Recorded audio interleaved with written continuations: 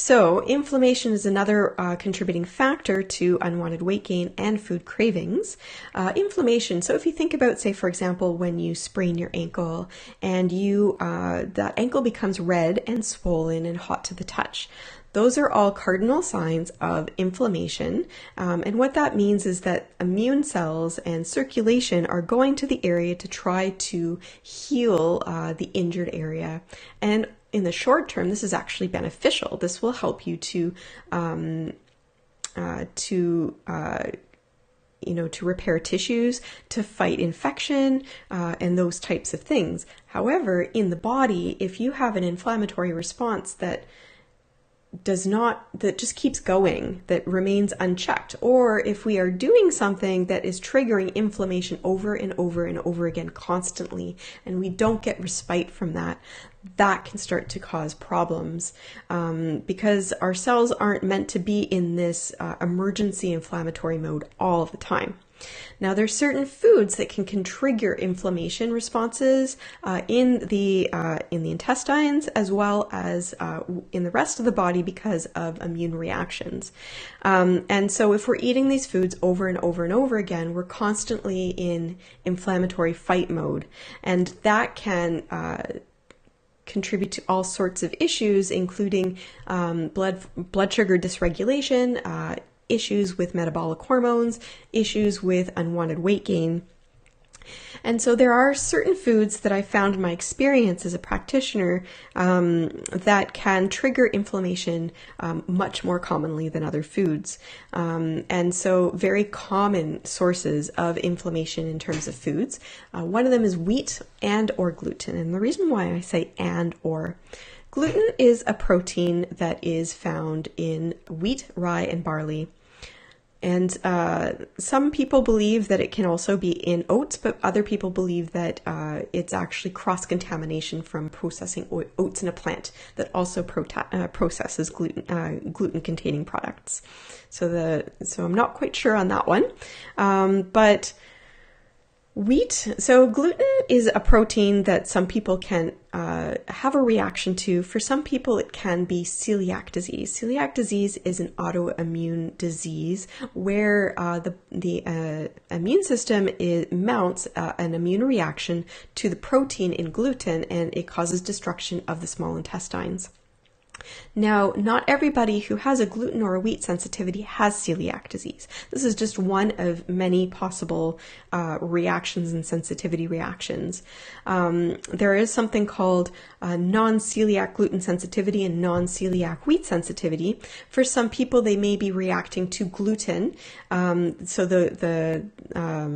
there's to the protein gluten. Some people might be reacting to other proteins found in wheat, say for example lectins and other types of proteins, and they might be mounting an immune response to those proteins.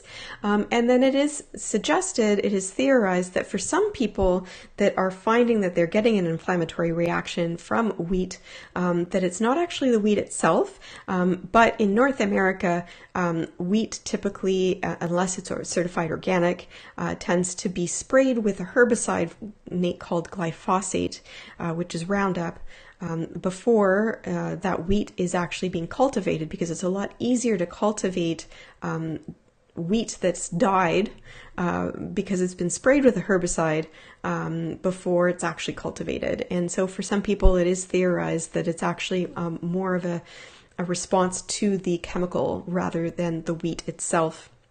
There's many different theories, but I do see that for many people, if they're having weird reactions, inflammation, and they're not improving no matter what other things that they've tried, avoiding certain foods, particularly wheat, isn't the first thing that I'm going to suggest that people consider avoiding. They do find a significant improvement. And usually if they try avoiding it for 2 to 3 weeks, they will notice if there's a difference or not.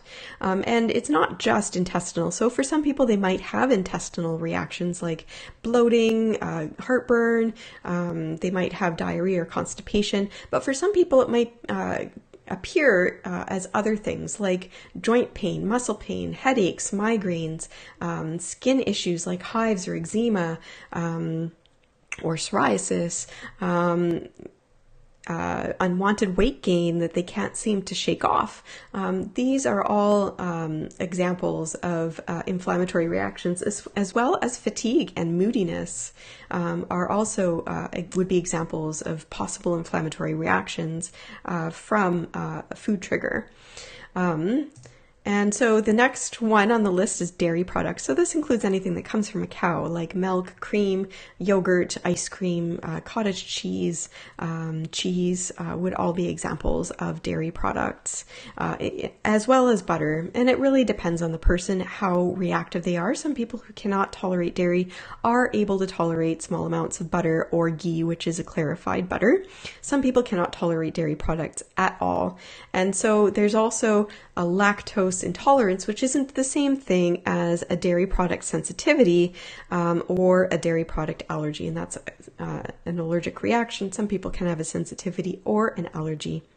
Now, if someone with a lactose sensitivity, they can tolerate lactose-free dairy products. But somebody who has a dairy protein sensitivity, that protein in the dairy product is still existent even though the lactose has been taken out. So lactose-free products are not going to help somebody who has a dairy protein sensitivity. So just to be aware of that. Other foods that can trigger inflammation reactions in some people, sugar. So I'll even mention, so sugar, refined sugar, even organic sugar. So oftentimes it'll, you might look at a packaged food label and it says, well, it's organic sugar. So people think, oh, well, it must be good for me. But sugar is sugar, unfortunately, and your body doesn't know the difference of whether or not it's regular sugar or organic sugar. So it's just really important to be aware of that. Unfortunately, sugar is hidden in a lot of different things. And I'll point out in a moment about beverages as being the worst culprit for hidden sugars.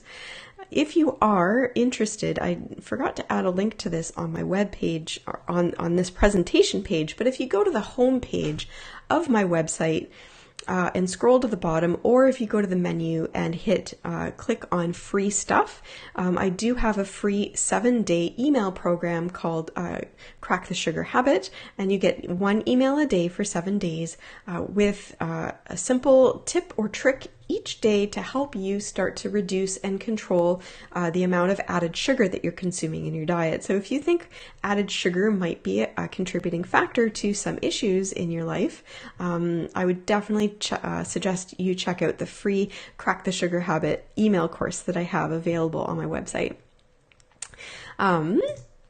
Now, soy for some people can also be a contributing factor to inflammation. Soy can oftentimes be hidden in many things. And of course, for those people who are avoiding dairy products, a lot of people will turn to soy milk. But unfortunately, soy milk can be just as inflammatory as dairy. So I usually don't suggest you turn to a soy milk alternative. There are many other milk alternatives if you do feel the need for a milk alternative, things like coconut milk. Almond milk, if you don't have a nut allergy, would be some examples that would be a better option than soy. Corn is another common food, inflammatory food, and it's highly processed and hidden in a lot of places. Corn chips, tortillas, as well as cornstarch is hidden in a lot of different places.